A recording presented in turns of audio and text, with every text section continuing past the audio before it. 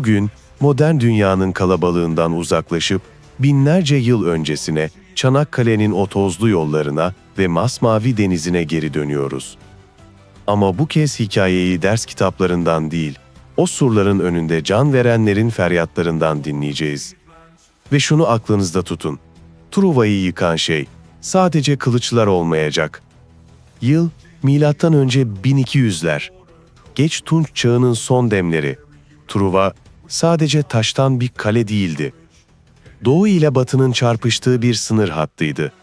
Boğaz geçidine yakın, ticaretin kalbinde, zenginliğiyle kralların iştahını kabartan bir mücevherdi. Bu büyük yangının sebebinin bir kadın olduğu söylenir. Güzel Helen, Spartalı kral Menelaos'un karısı ve Truva prensi Paris'in büyük aşkı. Ancak gerçek şu ki, Helen sadece tetiği çeken parmaktı. Asıl sebep akaların bitmek bilmeyen hırsı ve Truva'nın sahip olduğu o görkemli hazineydi. Ve işte burada kaderin sesi değişiyor. 1200 gemi Ege'nin sularını yarıp ufukta belirdiğinde Truvalılar için artık güneş bir daha asla eskisi gibi doğmayacaktı. Güneş o sabah Yunan gemilerinin bronz kalkanlarından yansıyan ışıklarla doğdu. Truva sahili, tarihin gördüğü en disiplinli ve en acımasız ordulardan biriyle karşı karşıyaydı. Gemiler karaya oturduğunda kumsalda ne bir merasim vardı ne de bir tereddüt. İlk gemiden atlayan o adam savaşı bir zanaat gibi icra ediyordu. Mirmidonların lideri Aşil. Aşil sadece bir asker değildi. O, savaşın yeryüzündeki gölgesiydi. Onun için bu savaş bir kadının namusu ya da bir kralın hırsı demek değildi. Aşil'in tek bir amacı vardı. Ölümsüzlük. Ancak bu ölümsüzlük gökyüzünde değil, insanların dillerinde, binlerce yıl sonra fısıldanacak olan o efsanede saklıydı. Ve birazdan göreceksiniz. Truva'nın en büyük düşmanı bazen surların önündeki adam değil, insanın kendi içindeki hırs olur. Aşil kumsala ayak bastığında karşısındaki Truva savunucuları sadece bir adamı değil, durdurulamaz bir doğa olayını gördüler.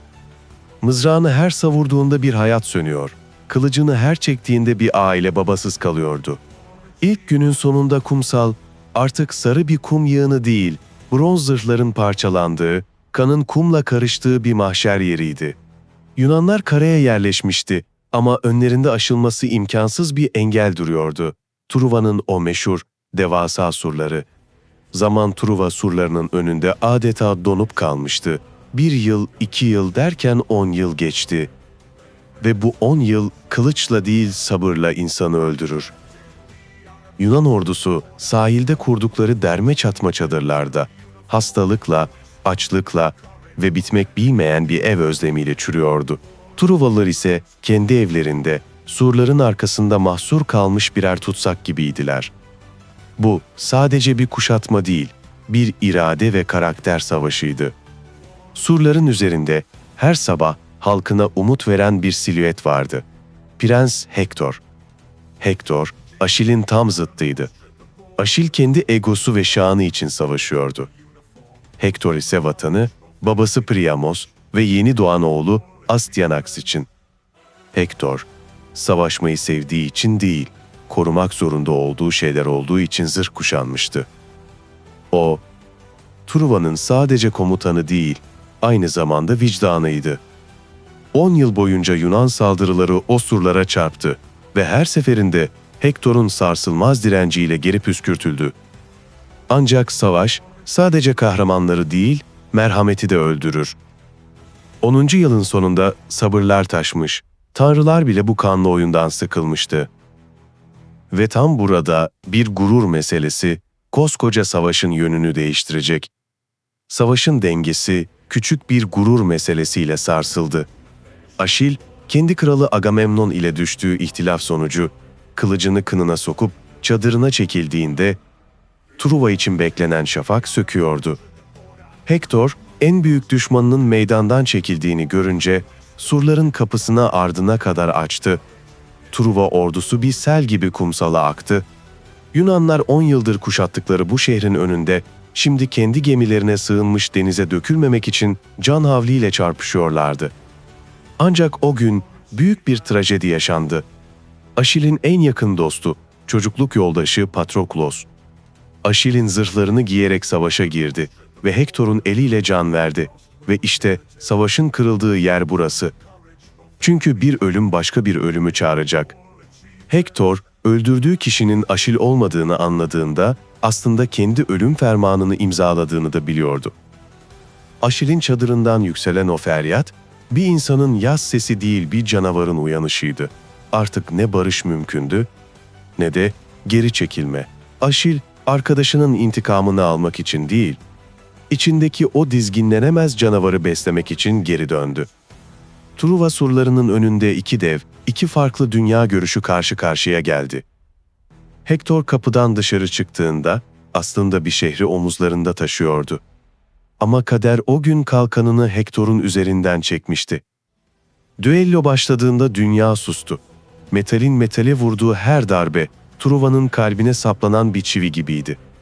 Ve sonunda, Aşil'in mızrağı Hektor'un boğazına saplandığında, Truva'nın tüm surları sarsıldı. Bir kahraman düşmemişti. Bir şehrin ruhu sökülüp alınmıştı. Aşil, Hektor'un cansız bedenini savaş arabasının arkasına bağlayıp, Truva surlarının etrafında sürüklerken, sadece bir düşmanını değil, bir şehrin onurunu da tozun toprağın içinde eziyordu.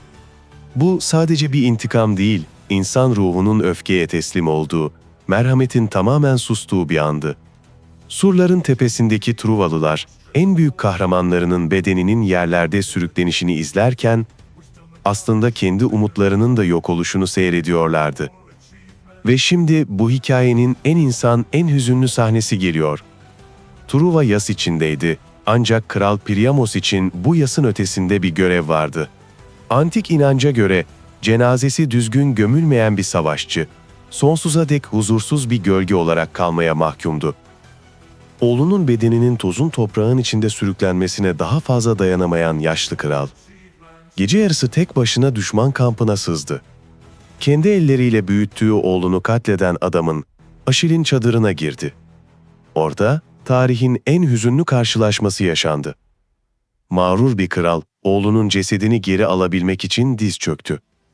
Aşil'in ellerini, yani oğlunu öldüren o kanlı elleri tuttu ve hıçkırıklar içinde konuştu. Kendi babanı hatırla Aşil. Ben dünyadaki hiçbir adamın katlanamayacağı bir şeye katlandım. Oğlumu öldüren elleri öpmeye geldim. O an, Aşil'in içindeki o dinmek bilmeyen öfke ilk kez dindi. Aşil, Hektor'un bedenini babasına teslim etti ve Truva'nın kahramanını uğurlaması için savaşa 12 günlük bir ara verdi. Ama Hektor'un ölümü bile savaşı bitirmeye yetmemişti. Yunanlar anlamıştı ki bu surlar kaba kuvvetle, kılıçla ya da mızrakla yıkılmayacaktı. Ve şimdi kılıçlar susacak, zihinler konuşacak. Zekanın ve sinsiliğin devreye girmesi gerekiyordu. İthaka kralı Odysseus, tarihin en meşhur ve en karanlık planını hazırladı. Bir sabah Truvalılar uyandığında sahilin bomboş olduğunu gördüler. Gemiler gitmiş, Yunanlar çekilmişti. Sahilde sadece devasa, ahşap bir at duruyordu. Truvalılar bunun tanrılara sunulan bir barış hediyesi olduğuna inandılar. 10 yıllık çilenin bittiğini sanarak o atı surların içine, şehrin kalbine çektiler. Ve işte Truva'nın son hatası kapıları düşmana değil bir hediyeyi açmalarıydı. Oysa atın karnı, Truva'nın sonunu getirecek olan cellatlarla doluydu. O gece Truva'da kutlamalar yapıldı, şaraplar içildi. 10 yılın yorgunluğuyla şehir derin bir uykuya daldığında, hilenin kapakları açıldı. Odysseus ve askerleri sessizce aşağı süzüldüler ve şehrin kapılarını içeriden açtılar. Karanlıkta pusuda bekleyen tüm Yunan ordusu bir sel gibi şehre doldu. O gece Truva yanmadı. Truva bir daha asla var olmamak üzere yok edildi. Kapılar açıldığında başlayan o katliam, tarihin en karanlık sayfalarından biridir. Sarayların mermerleri kanla boyandı, tapınaklar yağmalandı.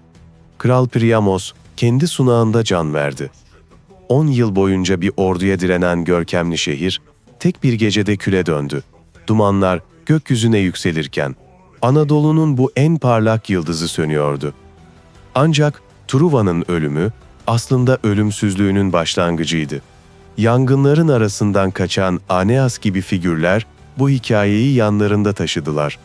Truva bitti ama efsanesi her dilde, her çağda yeniden doğdu.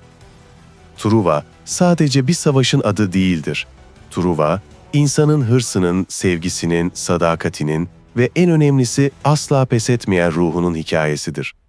Aşil'in kibrini, Hektor'un vatan sevgisini ve bir şehrin küllerinden nasıl bir dünya mirası yarattığını asla unutmayın. Çünkü bazı şehirler yıkılsa da hikayeleri asla ölmez. Bu tarihi yolculuğu sevdiyseniz videoyu beğenmeyi, Savaşların İzinde'ye abone olmayı ve yorum bırakmayı unutmayın. Sizce Truva'yı asıl yıkan şey neydi? Aşk mı, gurur mu, yoksa yorgunluk mu? Tarihle kalın,